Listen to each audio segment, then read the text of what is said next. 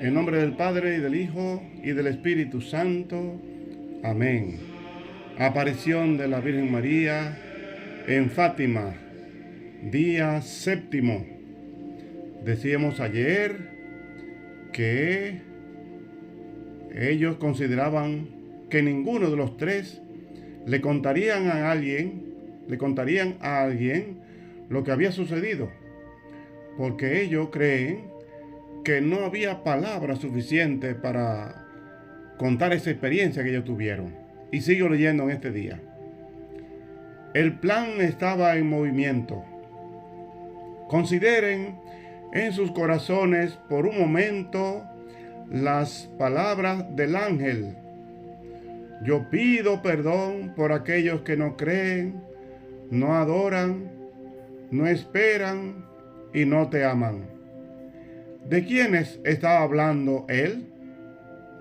Era de los líderes de este país que habían rechazado a nuestro Señor Jesús en el Santísimo Sacramento, a su Madre María y a todas las cosas que el pueblo siempre había amado.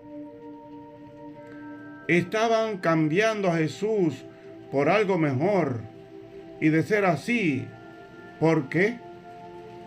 Las palabras convenían con el patrón de lo que se había convertido la actitud oficial del país hacia la iglesia.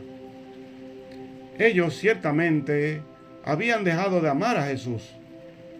El adorarlo era indiscutible, y ellos parecían haber perdido la esperanza en la habilidad de su Dios de proveer para sus hijos.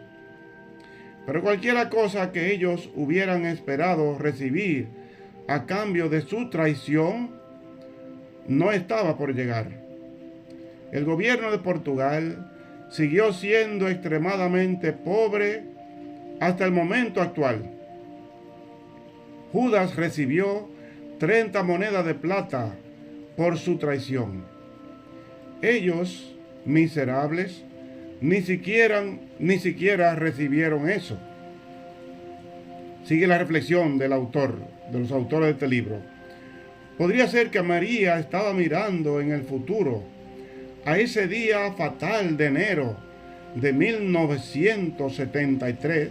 Fíjate, esto es el 1917, y ahora mirando ese enero de 1973, cuando la Corte Suprema de los Estados Unidos estableció una regla en favor del aborto, abriéndole la puerta en nuestro país al asesinato, al por mayor de los ciudadanos americanos aún no nacidos, y a la explotación futura de los fetos para experimentos de tipo nazi.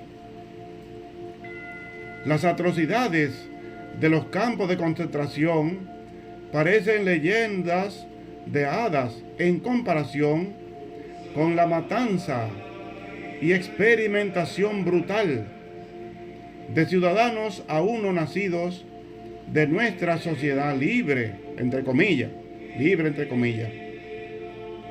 Miraba ella llorando, mientras que una generación completa de americanos era asesinada por el aborto y el abuso de las drogas.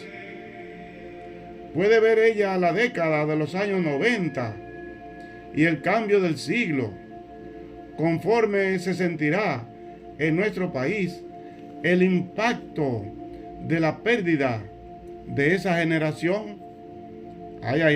Y yo me pregunto, hermanas y hermanos, si eso hace 30 años, de 30 años para acá, ¿qué no ha sucedido? Que ahora no es los ciudadanos americanos que quieren matar en aborto, sino a todos los países quieren imponer eso de aquí.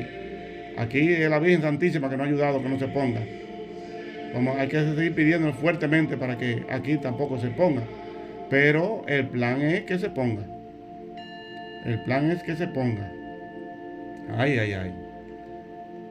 Ojalá que ese mal nunca llegue aquí, Dijo la Madre Teresa, Santa Teresa de Calcuta, que los países más tristes que ella conoció no fueron los países más pobres, y ella vivía en la India, un país muy pobre en ese tiempo, sino los países donde se ha impuesto el aborto. Y yo pienso que sí, porque una gente, después que tuvo un aborto, 2 abortos, 5 abortos, 10 abortos, qué felicidad puede haber en una madre que haya hecho uno o varios asesinatos de sus propios hijos. Sigo leyendo. La segunda aparición del ángel determinó lo que vendría un año después. Estábamos en tiempos graves. Había una gran urgencia de volver a la oración, a la penitencia, al sacrificio y a la mortificación. Era el verano del año 1916.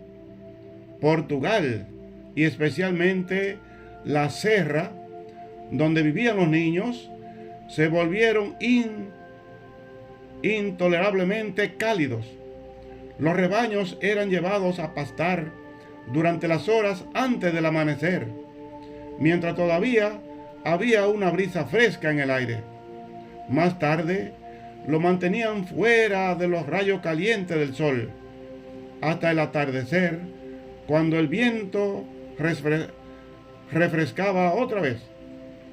Pues Dios mediante, mañana seguimos leyendo esta historia de la aparición de la Virgen a los 3 niños, a 3 pastorcitos en Fátima, Portugal.